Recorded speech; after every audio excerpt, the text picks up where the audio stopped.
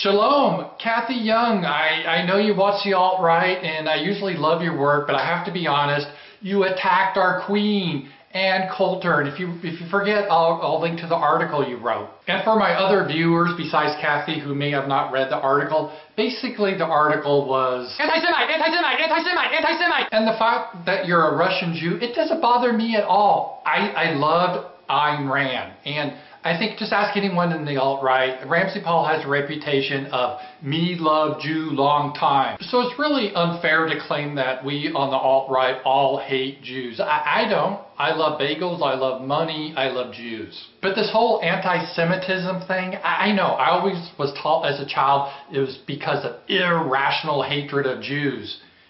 But maybe, just maybe, sometimes there's a reason. And what I want to do for you, Kathy, you're in a negative space. I see you have a lot of hatred in you. Here are 5 things that you can do to reduce anti-Semitism in your life.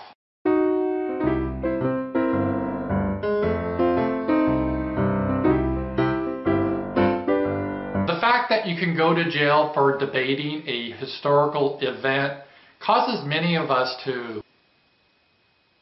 Yeah, it kind of seems fishy and funny. So what you can do is advocate removal of all Holocaust denial laws. After all, just looking at our position, it'd be like if we had a law that made it illegal for you to deny the physical resurrection of Jesus Christ. You wouldn't like to go to jail for that, right? So no, we're the same way. Just say everything's up for debate and you can educate the ignorant people with facts. The truth never has to be scared of the facts. My heritage is Scottish, and that's really cool. My dad, for example, he's into the Scottish heritage, attends the festivals. And so, Kathy, if you want to keep in touch with your roots and your Jewish roots, praise Yahweh for that. I have no problem with it. But the thing is, you know what we do? We don't sit around and call our congressmen and demand that we go to war for the enemies of Scotland. And we don't demand that the #1 foreign aid, the most foreign aid, should go to Scotland. And we don't demand that our elected officials give a loyalty oath to Scotland. Because we're fucking Americans. Our first loyalty is to our country. And see, Kathy, you can do that too. Make your first loyalty to the United States. Doesn't mean you have to hate Israel, but quit advocating nonstop for an alien nation.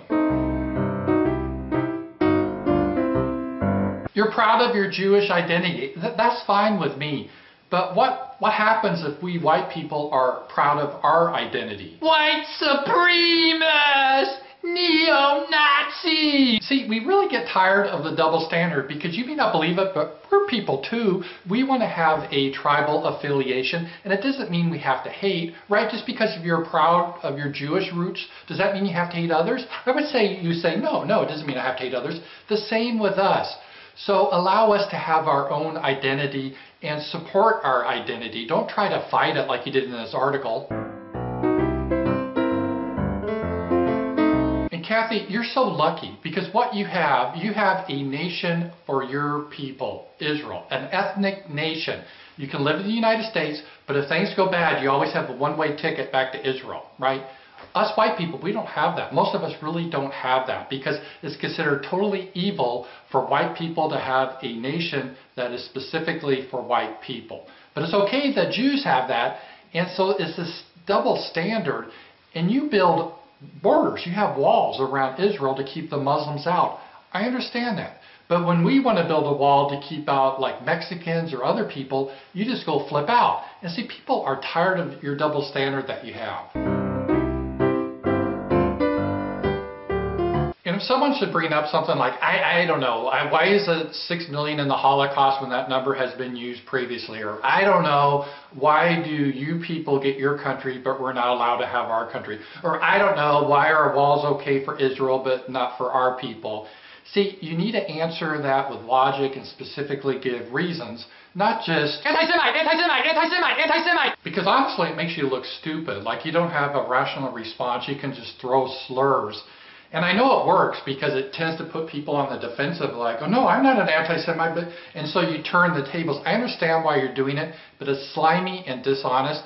And people are starting to say, fuck it, you can say whatever you want, you can say anti-Semite all day, but if you can't answer these questions, then we don't have to consider your opinion valid. And we only have to consider then that, yeah, you just hate white people. That's the only other option. Unless you can explain rationally why there's two different set of standards.